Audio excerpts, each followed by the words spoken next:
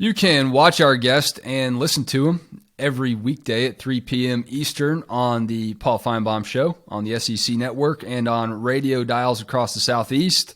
And you can watch him on SEC Nation every Saturday. And he just so happens to be coming to Athens this week. I don't know if he plans to pop out of a Tennessee coffin this time or not, but his name is Paul Finebaum. Paul, thanks for coming on today. Well, thank you. No, hate to spoil the fun, but no more coffins. You can't do that more than once. Yeah, that's one gag. You do it, and then you're done. I get that. Paul, look, obviously a big game this weekend, but the timing of Vince Dooley passing, and I don't want to be cynical here, but the timing wasn't great. I mean, Georgia rolls right into the Florida game. Now they have this matchup of the century against Tennessee. And I know you appreciated his career a lot, but he'll obviously never be forgotten by the people in Athens. But for SEC fans, college football fans, what do they need to remember about Vince Dooley so he's not lost in the backdrop of all this great college football going on these past couple weeks? Yeah, Wes, that really is too bad when people reach a certain age and you tend to go, oh yeah, I remember him. I see the picture and Heupel and 80 national championship. But to me, Vince Dooley is one of these quintessential figures that, another cliche I'm about to use, but I think it's accurate. I mean, he's a Mount Rushmore coach in the SEC. He transcended so many different times, from the 60s really almost until the 90s. And we spend too much time talking about that one championship, but he won so many SEC championships throughout his career. He beat Bryant, especially at the end, and I think that's the one thing that's overlooked is Vince Dooley's run in 80, 81, and 82 was up against Paul Bryant. This was not in a non-Nick Saban era or non-Bear Bryant era. He was the dominant coach in the SEC Bryant's last 3 years, and played a role in not so much ending Bryant's career because they didn't play during that stretch, but they were battling for the top position, and Dooley had it, and he really he won that one title.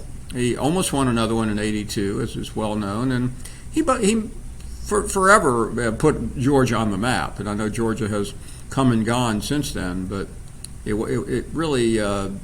It was such a dominant program for so long, and then he became the greatest ambassador of the sport I think we've ever had. I never got to see Vince Dooley coach a game for Georgia, but I certainly read a lot about those games and heard him talk about those teams and so many of those great players. If there's one memory you have from him as a coach or interacting with him as an AD or in his later years as just really a fan of Georgia while he balanced his garden and writing books, is there any story or anecdote that comes to mind for you? I'll give you one as a young reporter, and just think about how different things are today. In 1980, Georgia was playing Auburn. And I believe the game, I can't remember. The game, I think the game was in Auburn that year. And I drove over from Birmingham. First got an interview with Coach Dooley, one-on-one. I mean, we went to his press conference, and I think it was in like a little school, like a classroom, versus what we have today, where it's all highfalutin television. And then Claude Felton, he was there. Walked me over to the student union, and I waited outside and off a little bit with some distance because we didn't want to draw any attention. And here comes Herschel Walker.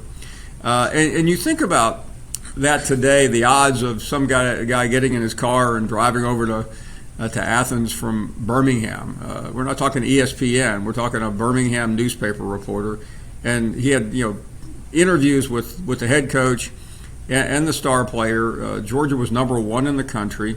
It was about 2 weeks after the famous Florida game that's been replayed 1,000 times. And and he was and Vince was appreciative. He was like, "Hey, well, thanks so much for coming over." Like, like I was doing him the favor as opposed to him, and that was just the way he was. And then probably my favorite was in 2008, the famous blackout game when Georgia was number 2 in the country and Alabama came over. And I flew over with a friend, and we went by Barbara and I were particularly close friends. She was doing our radio show every week. And Vince took me out to the garden, and you know the rest.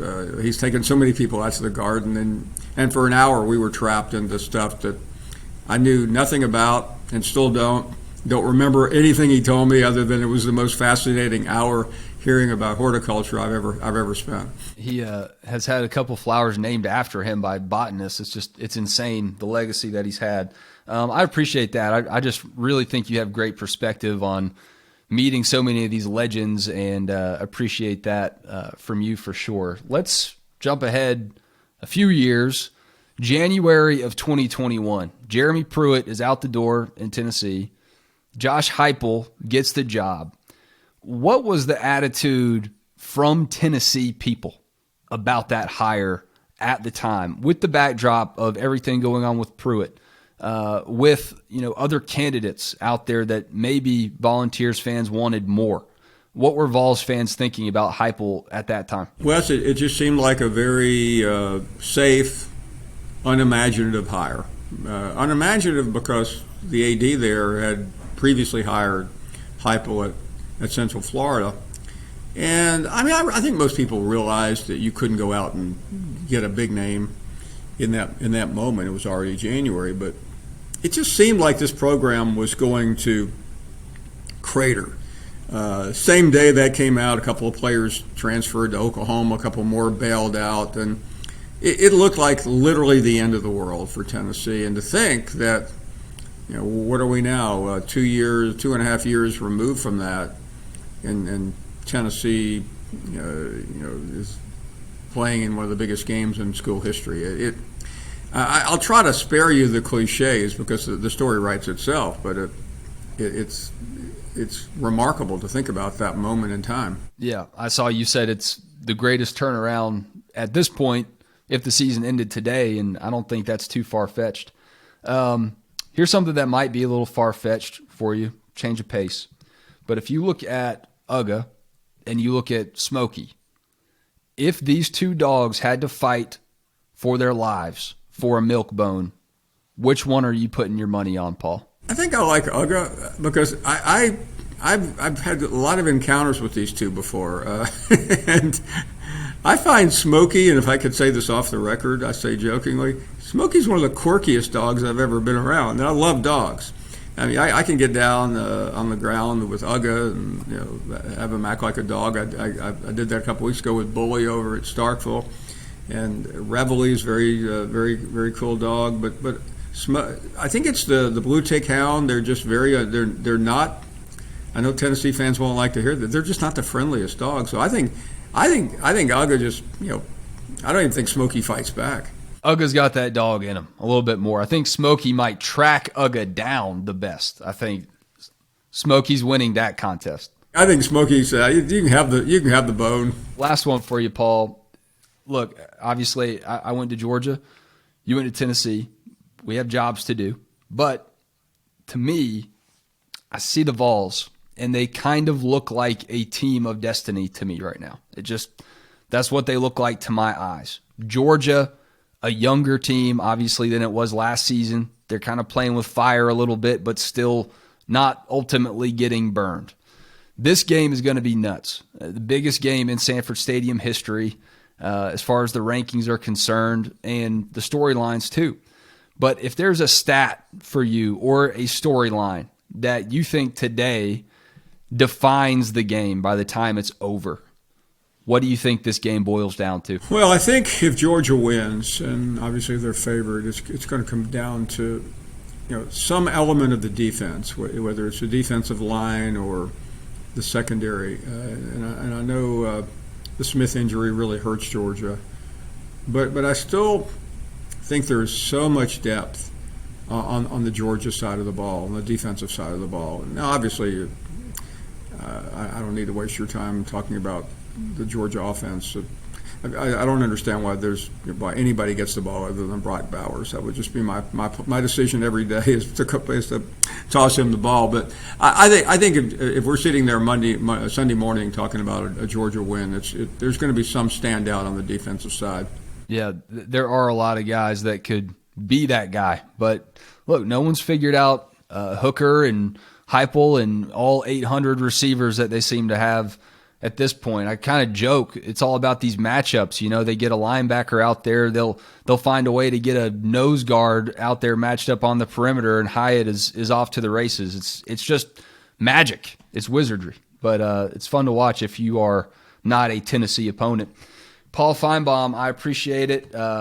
Gracious for your time as always, and I hope you enjoy Athens. It's going to be a fun scene, unlike anything I think the Classic City's ever seen. A pleasure, and thanks so much for inviting me. And to say the least, I can't wait to get there.